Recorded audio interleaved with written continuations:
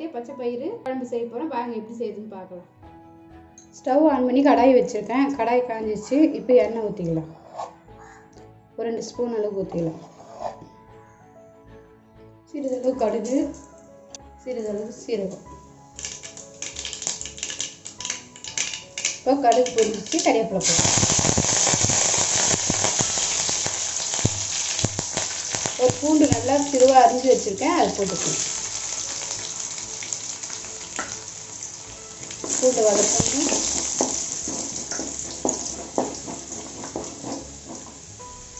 வெங்காயம் 1.5 வெங்காயம் கட் பண்ணி வச்சுருக்கேன், அதை போட்டுக்கணும்.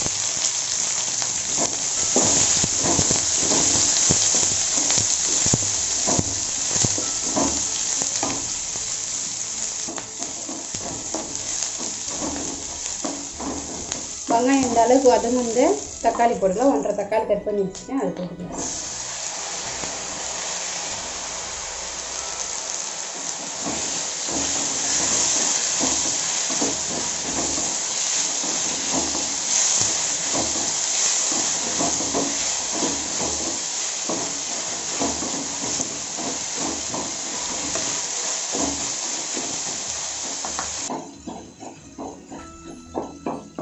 தக்காளி இதுமாரி நசுக்கி நல்லா வதக்குங்க.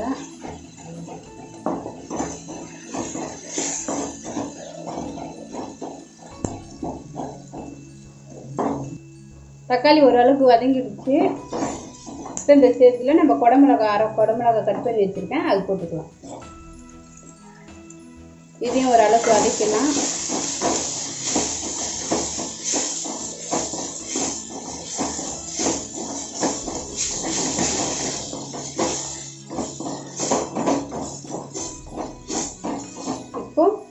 ஒரு 3 ஸ்பூன் அளவுக்கு மிளகாத்தூள் எடுத்து வச்சுருக்கேன், குழம்பு மிளகாத்தூள், அது போட்டுக்கலாம்.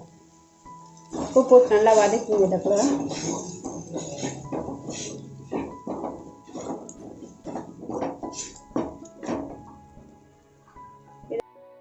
ஒரு கப்பு மிளகட்டி சிறு பயிறு வச்சுருக்கேன்.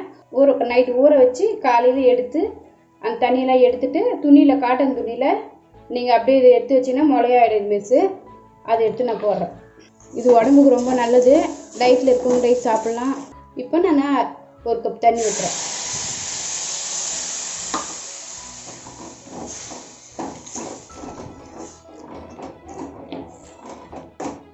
சிறிதளவுக்கு உப்பு போடுறேன். இந்து உப்பு இருந்தால் இந்து உப்பு போட்டுங்க, இல்லைன்னா சாதா உப்பு போட்டுங்க.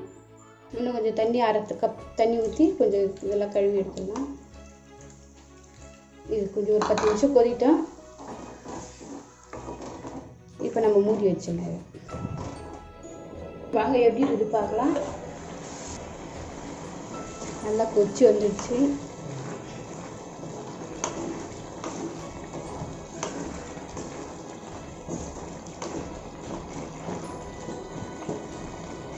இந்த தானியம் வேவலைன்னு கவலைப்படாதீங்க. அரை வேக்காடு தான் இருக்கும், நல்லா தான் இருக்கும் சாப்பிட்டா. அவ்வளோதான், போதுமான அளவு இருக்குது. இப்போ நம்ம இறக்கி வச்சிடலாம்.